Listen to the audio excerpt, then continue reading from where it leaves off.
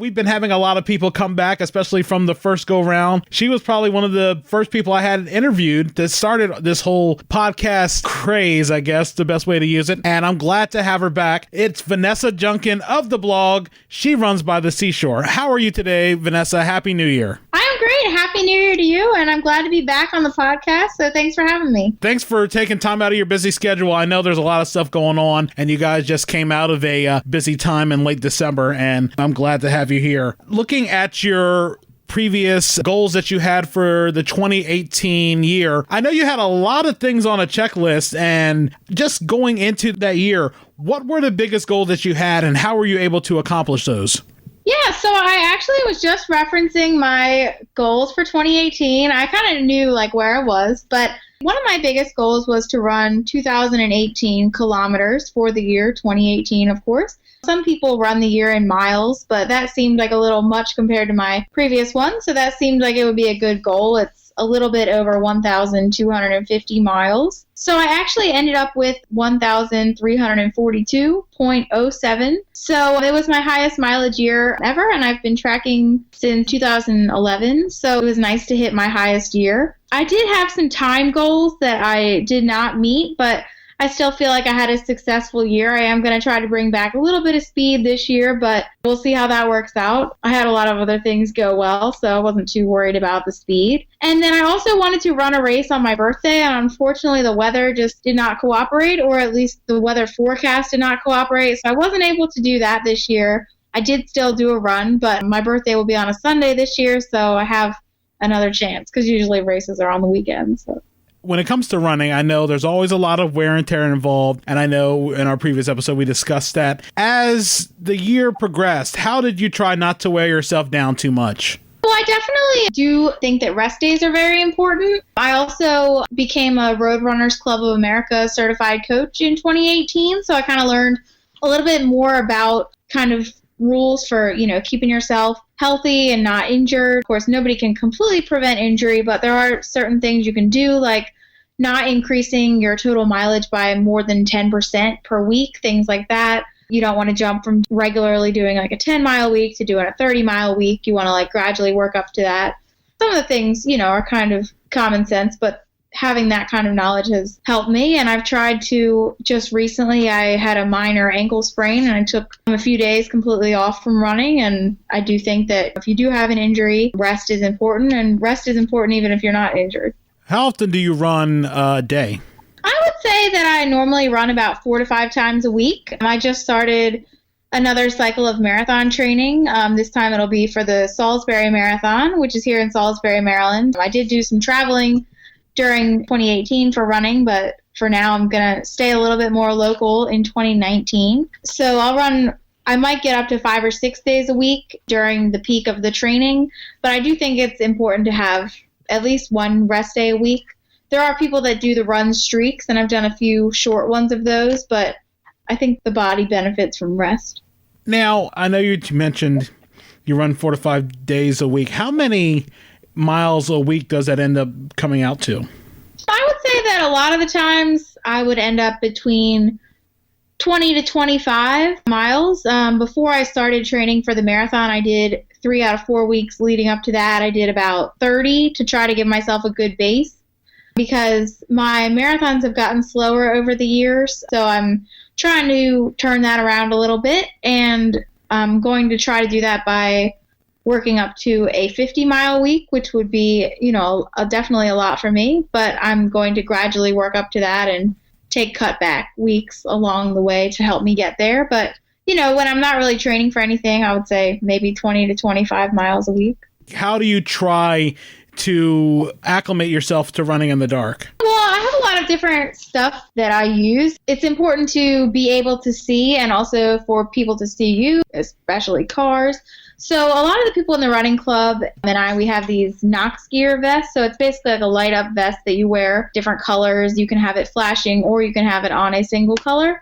So that really helps you be seen. And then I've also tested out some different products through BibRave. Through my blog, I'm a BibRave Pro, which we get different products to test out and different races that we are, able to run for them. So I've gotten a hat that it's by Spy Belt that has a light in it. I've also gotten knuckle lights, which are like lights that you hold. And I've also gotten a Saber pepper spray. So even though that's not necessarily about being seen, it could be if you do feel unsafe, which running with a group, I feel pretty safe. But for example, when I ran at Blackwater National Wildlife Refuge, it's a little more remote out there. I did go there one day to run, and I brought the pepper spray and just being alert. I also have another thing I got from BibRave was the Aftershocks Headphones. So those are bone conduction headphones, so you can actually listen to, whatever you're listening to, but also hear your surroundings. And I also have a Road ID, which I also got through BibRave, which has names and numbers of emergency contacts. So if something happens to you, then the medical personnel or regular people, I guess, that are just passing by, they can call your emergency contacts and try to get you the help you need. So I try to be pretty vigilant about safety. I know that you mentioned BibRave, and I know that you do a lot of product testing as well through them. Mm-hmm. What are some of the items that really have caught your fancy, some of the things that you really like that you've been able to test out? Yeah, so something really cool that I got to do through BibRave recently was go to the running event in Austin. So we were actually given a big swag bag of all kinds of different items. We got 2 pairs of shoes. We got a Brooks jacket. We got pants and a sports bra from Handful. We got Vori shorts. We got some activated hemp products from Arcanum, a roller. So we got all kinds of stuff. So that was a really cool experience. So over the month of December, I basically tested out all the different things we got through that. I have really enjoyed using the Aftershocks as well. And I also really like UFO shoes, which are for recovery, and they're just really comfortable to walk on, and I enjoy using those a lot. Really, everything I've tested, I really have liked. Mm-hmm. As a runner, are you flat-footed? Do you have high arches or things like that? Because I know just being flat-footed, it can be very uncomfortable, especially if you don't have the proper foot support for you. And especially add into running, it's like all the joints and everything are shaking. And I feel like it can be a very painful thing if you don't have the proper equipment for your feet.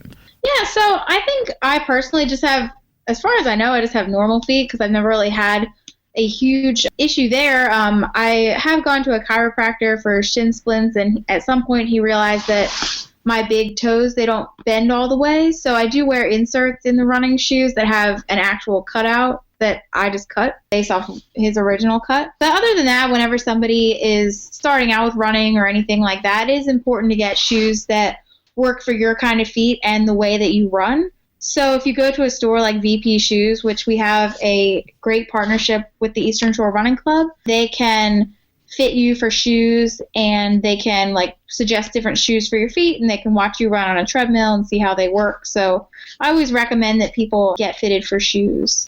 Of the places that you've been to, I guess not just this year, but overall that you've been able to travel for races, what has been the most unique place that you were able to go, and what made it so unique? One of the most unique races that I did was probably the Big Sur International Marathon. It was my first time going to California, and the race goes from Big Sur, you take a bus out there to Carmel. So it's very scenic, and there's a piano player on the course, and it was definitely a cool experience. And I made it into a vacation while I was out there. I know, especially when it comes to, again, going out there to run, how do you just try to balance that time knowing you're there for the race, but you also want to interact and check out the different places and amenities around the areas? So I feel like whenever I've traveled for a race, I usually get there shortly before the race, not too short of a time, but maybe a couple days. And then I try to have the bulk of the trip after, just so then I can eat or drink whatever I want. I don't have to worry about going to bed early, things like that if I want to do exploring. And you don't want to walk around too much before your race because you don't want to get sore. Actually, in the Roadrunners Club of America class that I took, they even talked about, if you're trying to do well at a marathon, they basically said don't go to the expo. I mean, you obviously need to go to get your bib number and your materials, anything you would need for the race, like your race shirt, which you don't actually need for the race, but you need to go there to pick up your stuff. But if you walk around and use all your energy, that's obviously not good to wear your body out. But I'm not a super competitive runner or anything like that. I mean, I'm going to explore basically as soon as I get there. So I know when I went to Vermont, I think I got there on a Friday night, and the race was on a Sunday, if I'm remembering correctly. And then I went on to New Hampshire after that. So, and was in Vermont a little bit more. So, and I don't do a whole lot of planning. I kind of just like exploring, but I also, if there's anything I specifically want to go to, I do look up some stuff ahead of time. And I think I may have asked you this in the previous episode, but when it comes to the week of the race and a couple weeks before the race, nutrition-wise, what do you do? Do you try to avoid the carbohydrates? Do you try to use them to your advantage? And if so, what food do you think gives you the biggest carb boost? It's definitely important to get some sort of carbs for the race. I don't really have a go-to meal. I know before Vermont, I got a burger. The girl I was with got a burger, and we were like, okay, like that sounds good. Got some fries. I feel like I eat so many carbs in general that I'm not really like lacking for carbs. A popular meal before a race is pasta, which I do a lot, but I'm trying to think of what I had before. I think I had like pizza before the latest marathon I did, which was Freedom's Run, which is carbs. It's also really important to hydrate, especially that entire week before the race, but even maybe like 2 weeks before, really as much as you can. And I also drink like electrolytes like noon or something like that to kind of stock up on those. And then I'll also bring along fuel for during the race. At the Vermont City Marathon, before I did that race, I started training with Untapped, which was going to be on the course, and it was there. So it was maple syrup. So it's actually just maple syrup that they put in little packets. I've never been a huge fan of the consistency of a lot of gels, but those I liked, so I've been using those since. And just moving off the subject, and speaking of carbs, I know you are a fan of beers. Mm-hmm. What kind of beers do you prefer, and what is it about beer as opposed to maybe like something like wine that's more appealing? Well, I like pretty much all kinds of craft beer. I'm not a huge fan of sours, and then I'm not like a huge fan of like bourbon. So there's like some beers that are like bourbon barrel aged. My boyfriend Mike is a brewer at Key Brewing Company, and previously he brewed at Evolution, and then prior to that he was a home brewer. So we've been together almost 9 years. So I've definitely been exposed to a lot of craft beer, and kind of it's interesting to explore the different types of beer that is out there and the creativity, because they're all a little bit different. And also a lot of them have really fun labels, which doesn't really have anything to do with the taste necessarily, but it is kind of fun to try different beer from different areas. For example, the beer that they have in Vermont is one of the most famous craft beers is Heady Topper. So that's only available in that area. You can't buy it in Maryland, for example.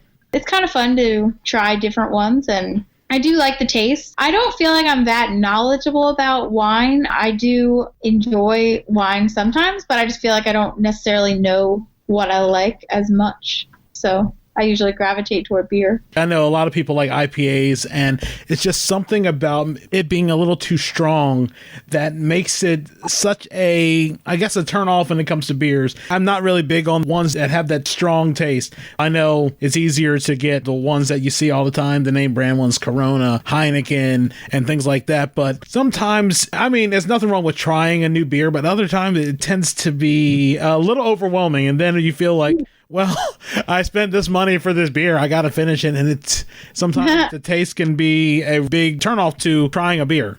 Yeah, you want to get one that you like. So there's always some sort of risk, if you're trying something new. But I think it's kind of fun to try something else out. And if you're not a huge fan of IPAs, there's actually all different kinds of IPAs as well. Like, I feel like the market has really grown. So there's, for example, like session IPAs, which are maybe 4 or 5%. They're not quite as strong as a regular IPA or a double IPA or something like that. There's brute IPAs and there's black IPAs. There's all different kinds. So I guess the best thing to do at the store if you don't know what you are getting into is to pick a style that you like. You can look at reviews. There's websites like Beer Advocate and apps like Untapped. Things like that. You can look at reviews. And then also some stores offer something where you can get like a mixed 6-pack or something so that you can just try like one bottle or can of each. So at least if you don't like it, then you didn't waste like your money on all 6.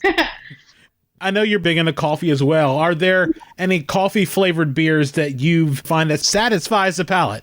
So I'm a big Rise Up fan. In general, I go to Rise Up a lot to get coffee. So I do like the Rise Up Stout that Evolution does. That's one that comes to mind because there are a lot of coffee beers, but I feel like they're not as popular as some other types of beers. Trogs has one, Java Head, that I think is also good. I haven't had that one in a while, but yeah, there's some good coffee beers out there. Unfortunately, you can't really like swap them. Like you can't really have a coffee beer in place of a coffee if you're having it in the morning. I mean, not unfortunately, because it doesn't really matter, but you gotta have both if you're gonna do regular coffee and a coffee beer. I assume with the coffee beer, it has to be a little more stronger than your average beer, because I know coffee is strong and I've never been a fan of it. People marvel that I am a morning person without even touching coffee. It's just, I don't like the taste of coffee. If coffee had tasted more like, I guess, hot chocolate, it would be something that would probably be one of my favorites, or even something I'd do sparingly. But is there a strongness, a bitterness to a coffee flavored beer?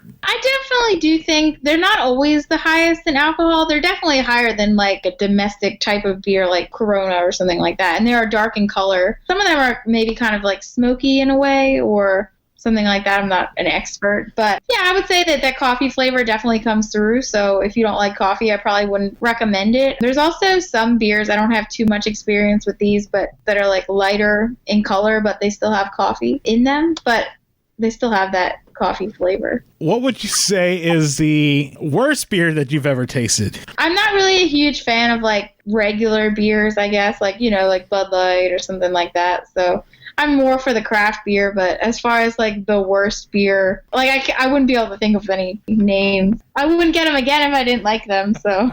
Yeah, and you always try to power through a drink to say, man, I'm not just going to sit here and waste the money. I'm just going to try to at least get my money's worth and say I did it. It's like the whole thing when it comes to, for example, light beers. Never been a fan of light beers. I would not go out of my way to buy a light beer, but...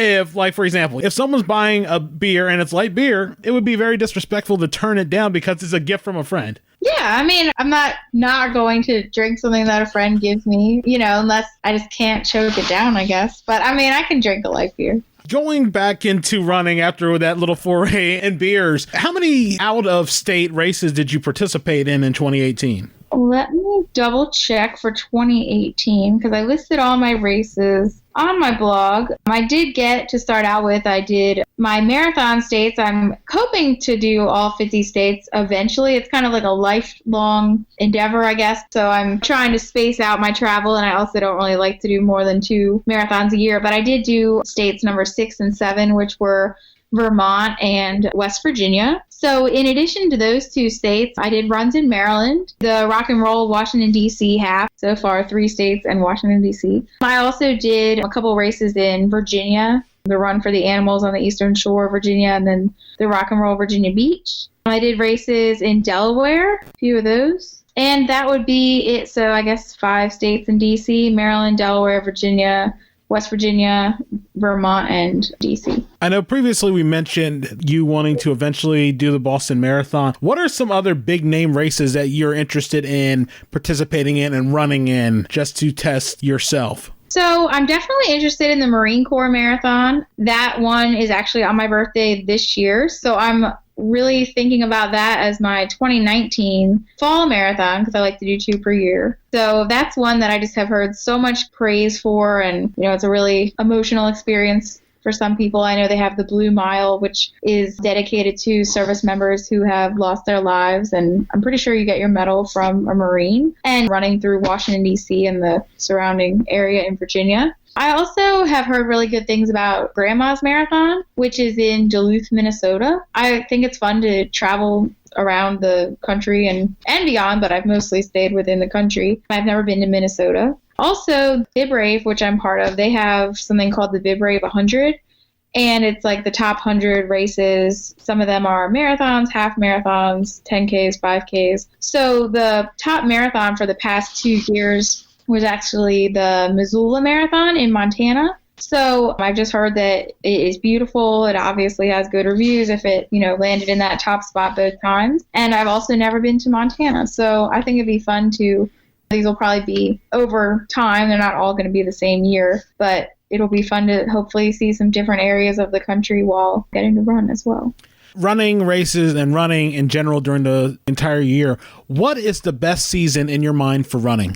I'm torn between the spring and the fall, definitely not the summer or winter. So the spring is really good because, you know, you're getting out of the winter. One of the best parts about the spring is that it is getting lighter out at night because basically I get off work at 5 and about the time I leave work, it's already dark out pretty much now in January. And then it's also really nice weather in the spring. Like we kind of had a taste of spring this past weekend. It was probably at least in the 50s, if not warmer, and I was wearing a short sleeve shirt, so that was super nice. I would say the ideal temperature for running for me is about 55 degrees, and I could wear a t-shirt and shorts in that. And then the fall is also really nice because the summer is an extremely hard time of year to run because of the heat and humidity, and it is definitely my least favorite time of year to run is the summer.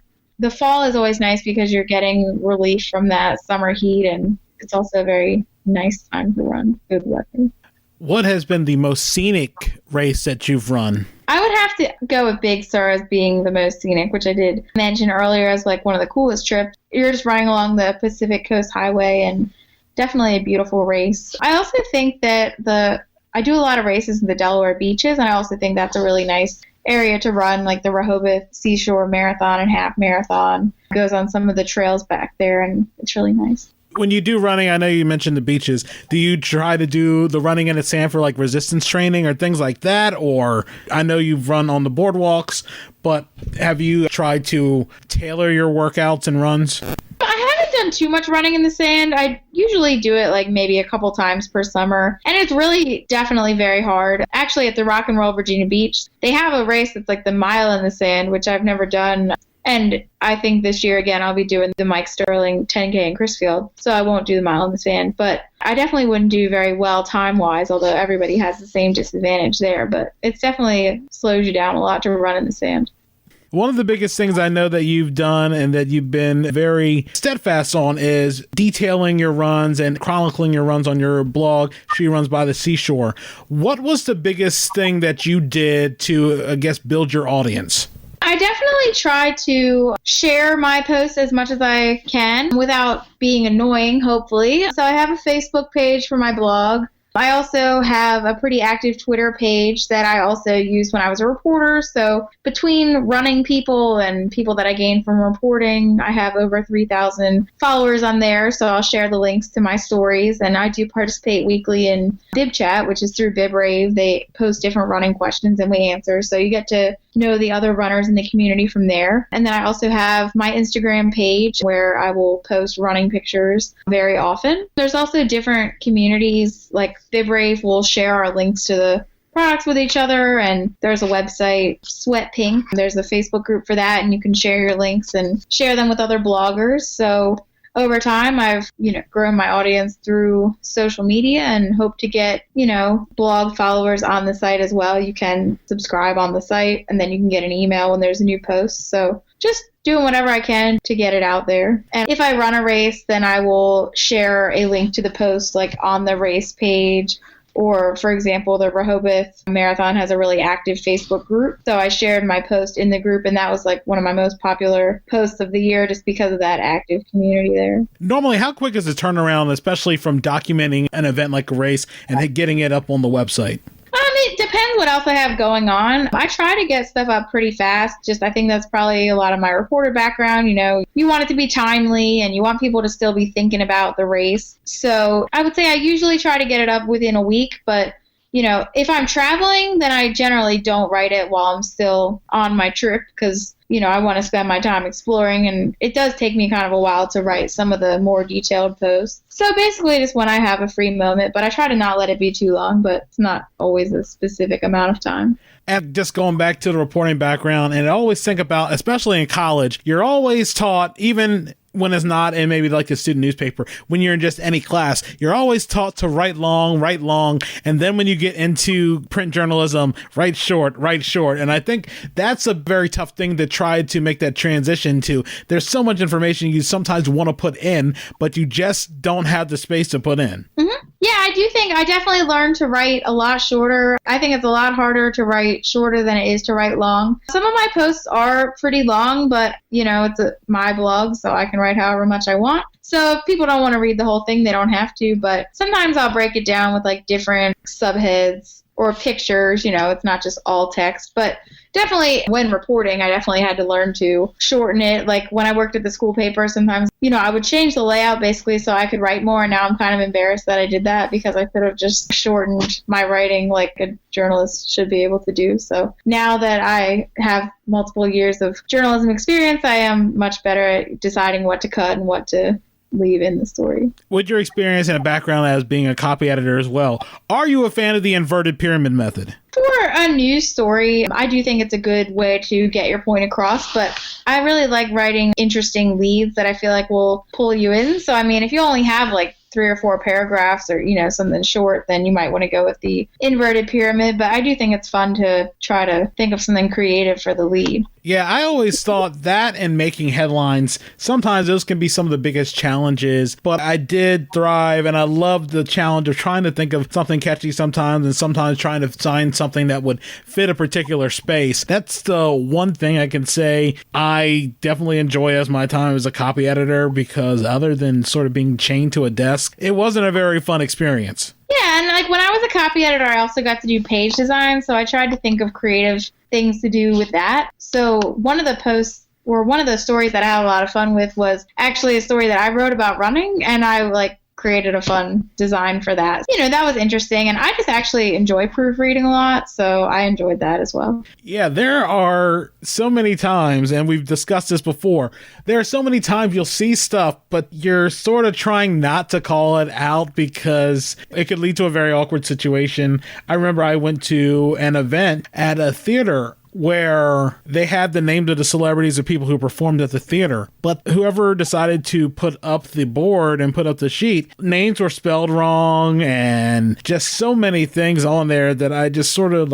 grimaced and winced looking at it. It's like, ugh. Yeah, I definitely see more errors than I point out, but sometimes it seems like something the person should know. Sometimes I'll discreetly let them know, or I'm trying to think of what it was, but, occasionally I'll post an error if I feel like it definitely should have been caught and it went past multiple people. But, if it's some small local business or a fellow blogger, I'm not just going to call somebody out on something like that. But I can't think of the one I'm thinking of. But it's definitely hard sometimes if you see something that it should be different and you're like, how did this get past all these people? But you can't really do anything about it. And the biggest culprit or thing that we see that the most at now is social media and the internet. And sometimes trying to read stuff that is hard to decipher, it's like wading through mud.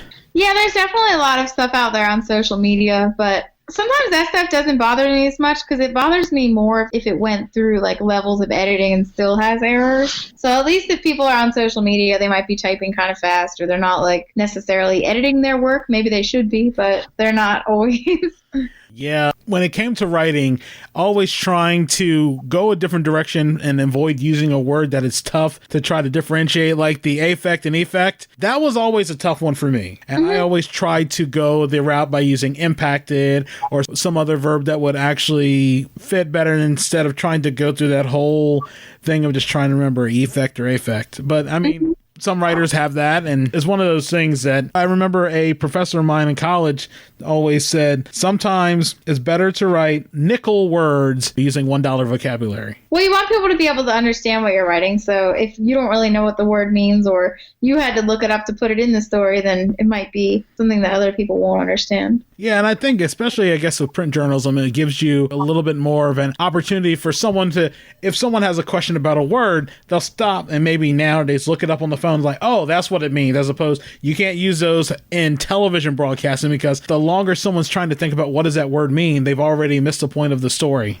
Yeah. Do you miss journalism at any point? Do you still miss it now? I know at one point you were freelancing, but do you really miss it a lot? I'm actually still freelancing, so I am writing for Run Washington. So we just had a meeting yesterday. That was why I was in Arlington. So I'm glad that I'm still able to continue my journalism through that. So I think that I haven't really missed it that much because I've been able to kind of stay in it in some capacity, and writing about running is very fun for me because it's my hobby. So, so I've enjoyed that. And then I write on the blog, which is different than journalism because I'm not really doing interviews. And then I also get to do public relations through my job, which, is also cool that I get to do that, which is also not the same as journalism, but I feel like I get to do enough of what I did that I'm happy with where I'm at. No, I understand that completely. I know recently, late November, I just started a new job. And after basically 11 years in newspapers, it's interesting where I work. A lot of people at one point worked at a lot of Gannett papers in New Jersey. So it's very interesting hearing their perspectives and things like that. And then hearing one person mention, when you really get out of the newspaper business,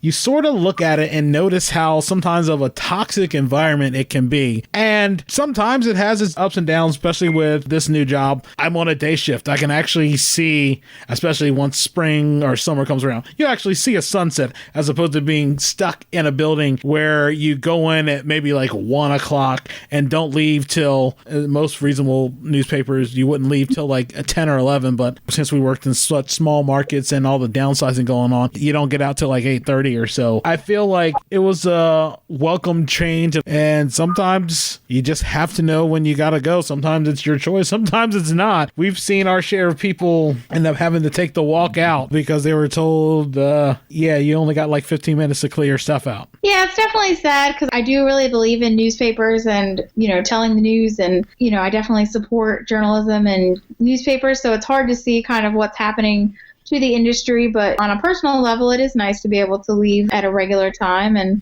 that's when I started the group runs, once I knew I was going to have more regular hours. Yeah, I feel like once you have that whole schedule set where, okay, you go in at 8 or 9 or so and you leave 4 or 5, and it's a consistent schedule, it's so much better. It felt like sometimes if you're the day reporter, you're the luckiest person in the world because you can actually get out at a decent times, unless you're a sports reporter. If it weren't for being a sports reporter, the only other thing I would have been interested in was cops and courts, and I think we discussed that before, and those were the only two things. Honestly, I've done my share of meetings, and I've done my share of other tedious things, and they are definitely huge extremes, especially on one side, you're going to basketball games, sporting events, and things like that, catching all the action. Maybe being a crime writer, you remember that whole thing they used to do on Facebook, that meme, what I think I do, what my friends think I do, and what I actually do, and all that stuff like that. I know as a crime reporter, we're not solving crimes or things like that, which is so over the top and so super cliche for TV shows when it comes to crime writers. We're going to be the ones breaking the stories and things like that. But I feel like those are probably the best two things for me. Government, I wasn't really intrigued in that. And,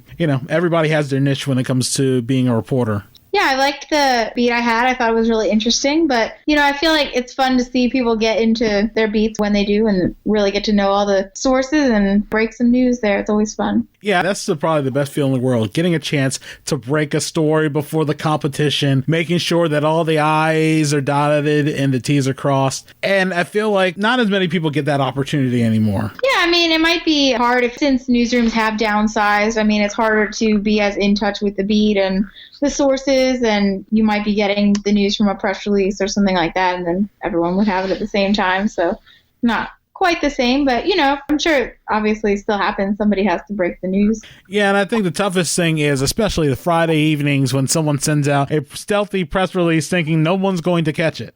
Yeah, I don't do that as a PR marketing person. My press releases always go out during normal hours. And they're always positive, so we're not really hiding anything. Yeah, that's the one thing, I guess, when it comes to the mechanism of interviewing a person, interviewing a source or someone for a story, just trying to figure out the right questions to ask. Like, for example, in this interview, I'm just trying to figure out as things go along, the gears grind in my head, what are some of the best questions to ask? And sometimes it's all about example of just being a good listener and knowing something that catches your ear. And I don't know, I guess especially the pros, they know how to do it, but I don't know if that's something you may feel that's lost on younger reporters getting into the business now, where we've been probably fairly removed from the newsroom environment for a while, so we don't really get to see the inner workings with that. Yeah, I don't really know what people's, strategies are nowadays, but I usually go into an interview with some questions written down or topics, I guess, but I definitely let the interview go where it goes. I'm not going to follow my order of questions. I just kind of have those as ideas, or if the one question ends and it's just over, then I'll go on to one of the other questions. What was the most prepared that you went into an interview for? I used to write down tons of questions, but then when you think about it, you could write down 20 questions and you could use them all up in like 10 minutes.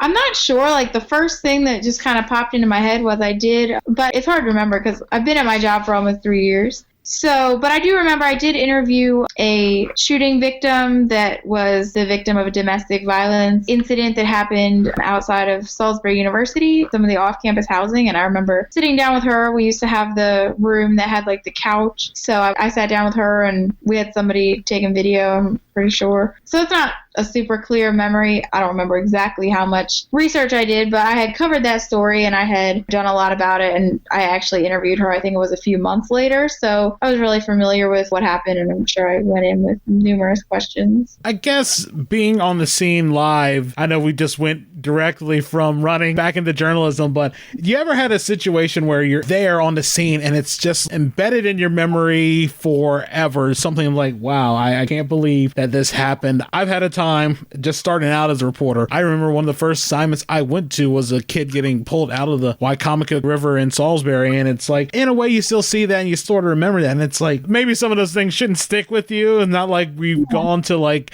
being war correspondents or anything like that, but do you feel like there are some things that sort of stick into your memory, for good or for bad? Yeah.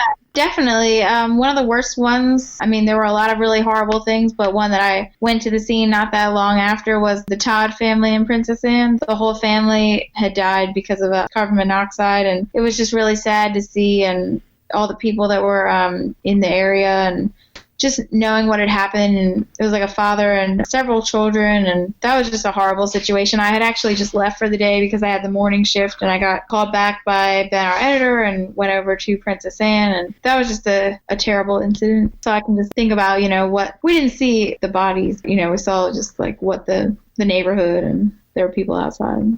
I guess moving on to lighter subjects, going back to running, because honestly, if this isn't the best segue, running away from that whole situation into something a little more positive, I know you do a lot of stuff with BibRave and you get to test out a lot of equipment. How do you try to coordinate, especially attire for the different seasons? People say they like run hot or cold, so I kind of run hot, I guess they would say. So I'll often wear a t-shirt and shorts up until like probably 45-ish. It kind of depends on like whether it's dark out and the wind and stuff like that.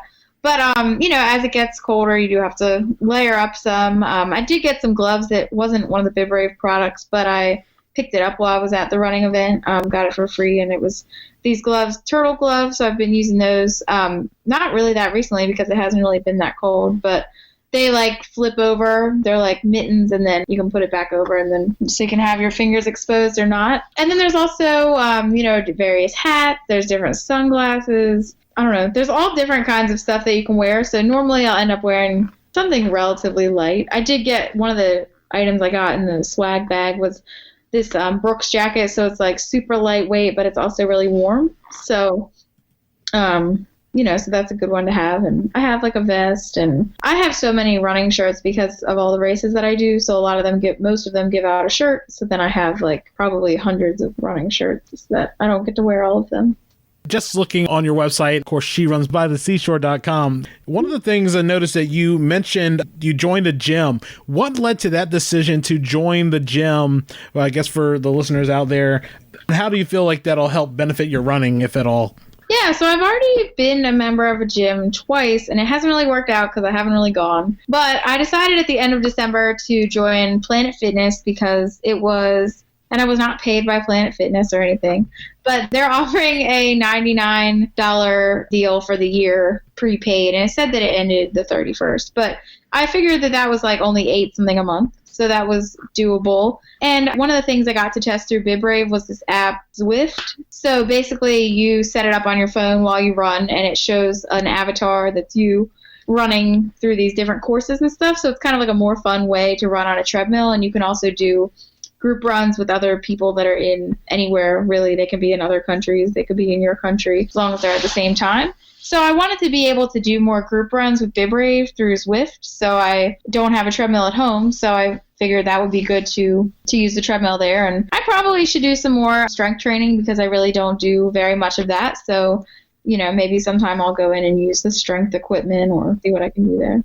I guess comparing running on treadmills and running in a free-flowing environment, what is the biggest difference between the treadmill and just going out and doing a run? When you're running outside, you are propelling yourself. And then when you're running on a treadmill, it's like the same sort of motion, but your speed is set, because if I pick that I'm going to run at like 5.5 on the treadmill, then the speed will stay exactly the same unless I change it. With running, you automatically would change your speed probably at least slightly while you're running. So that's different. And then also one thing that I've never really liked about the treadmill is just staring at numbers kind of the whole time. So that's why I like using the Zwift app. And then when you're outside, you get to see various scenic areas. And that's one of my favorite things about running, is kind of like exploring and being outdoors. But it's not as fun at night when it's dark. I mean, I'll still do it, but recently I went to the gym once this month so far, and I went to go use the Zwift app, so it was at night, so it wasn't like a super exciting time to run outside.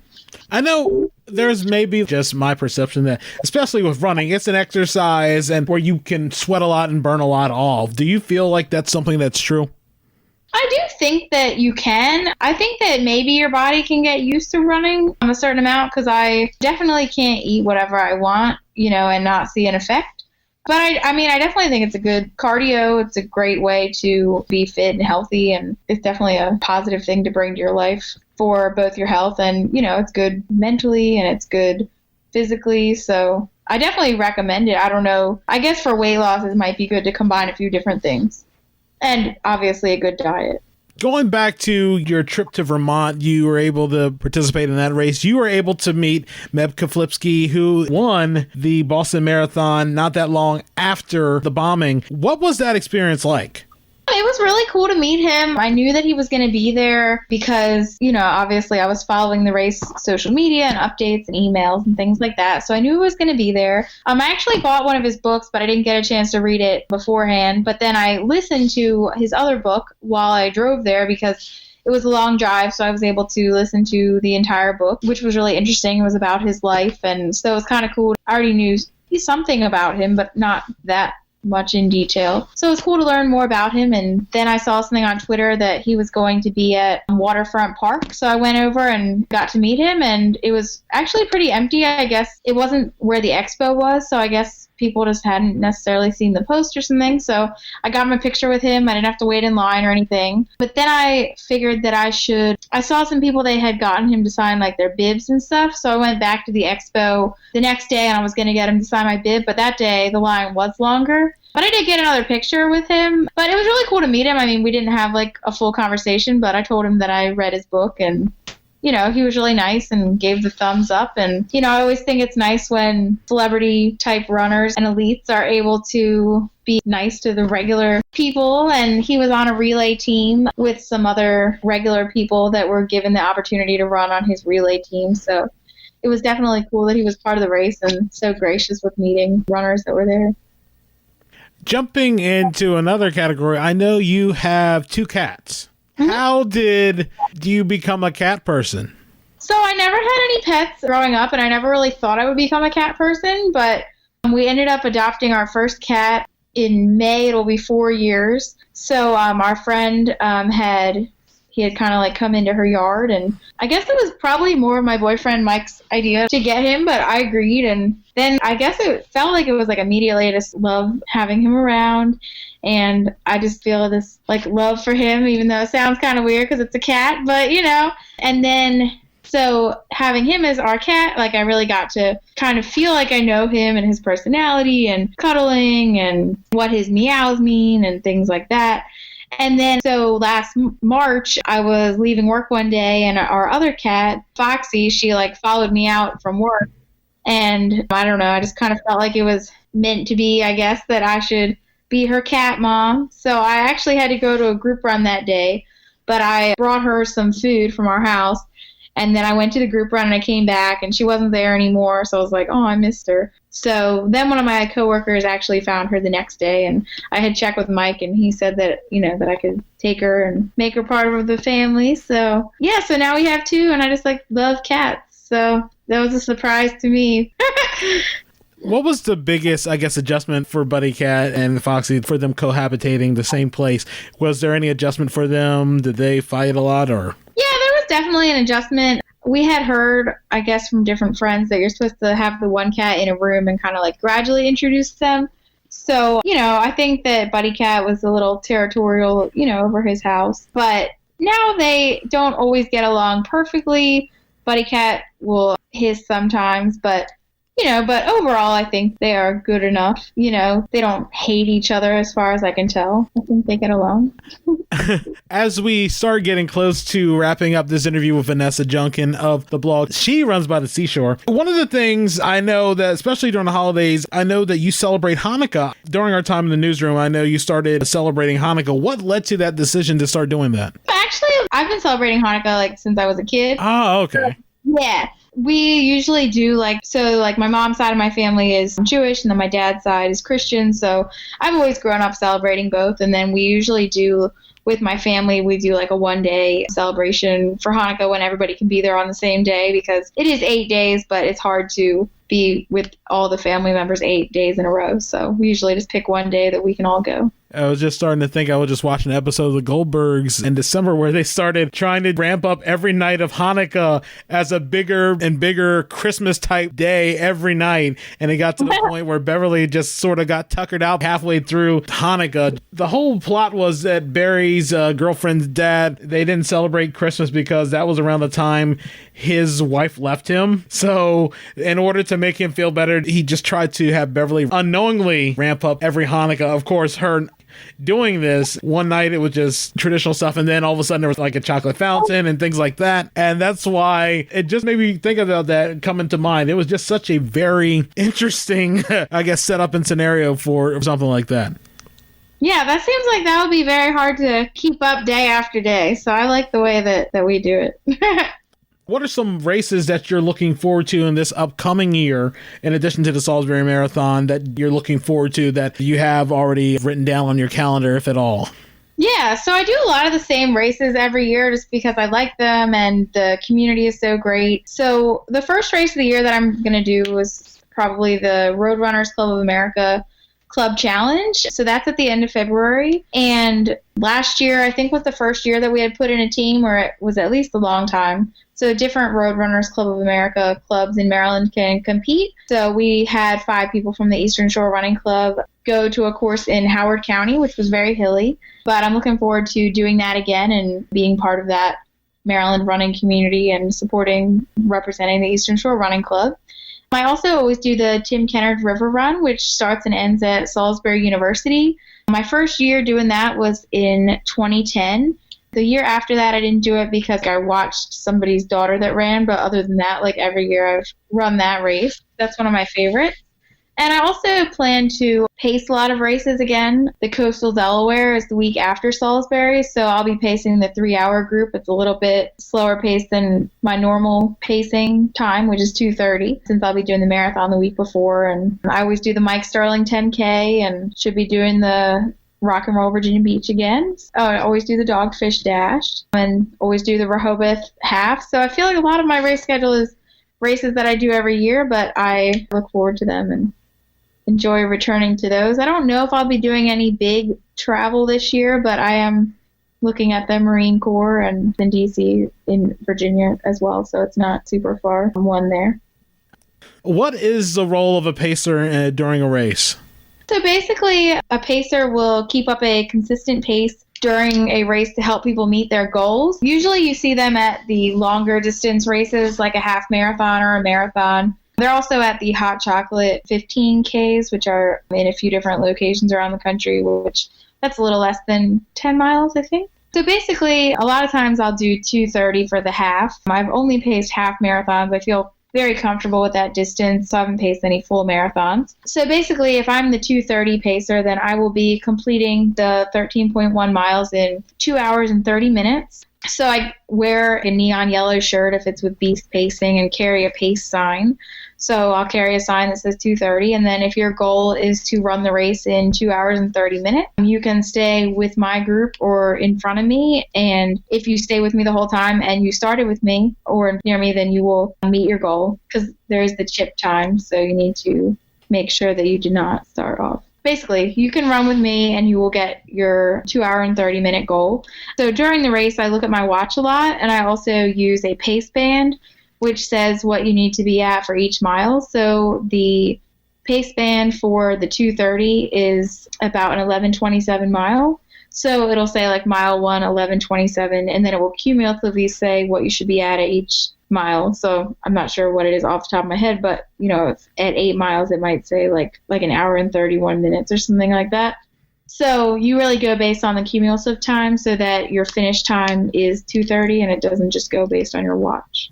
Because a lot of times your watch will not be exactly 13.1. It might be like 13.2, so you have to do a lot of adjusting during the race. But I found that it's really rewarding. The last race that I paced, somebody actually came up and said I was her hero. And, you hear about people that get their personal records. And it's nice to be able to provide that kind of, service for someone while also getting to run a fun race and enjoy the after party and, help people reach their goals. Vanessa, as usual, I do appreciate it. What are some of the other ways that people can reach out to you and connect with you, in addition to going to your blog, Sea Runs by the Seashore? Yeah, I'm very active on social media. So my Twitter and Instagram name is at Vanessa Junkin, just my name, VANESSA JUNKIN. So that's probably the best way to reach me. And then the blog has a Facebook page, Sea Runs by the Seashore. So I'm accessible at any of those places. Well, Vanessa, I do appreciate it. Thank you so much. And I look forward to having you back again for the 3rd episode, which hopefully will be much sooner than a year, so we can catch up and see how you're progressing along your pace. Okay, yeah, that would be great.